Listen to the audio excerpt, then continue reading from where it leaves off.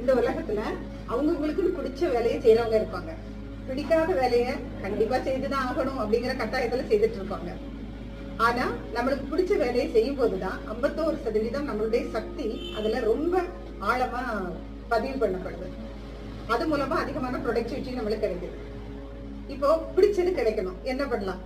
விசுவலைசேஷனை நம்ம பயன்படுத்தி பார்க்கணும். எண்ணம் போல் வாழ்வு அப்படின்னு நம்ம பெரியவங்க சொல்லி தந்துருக்குறாங்க.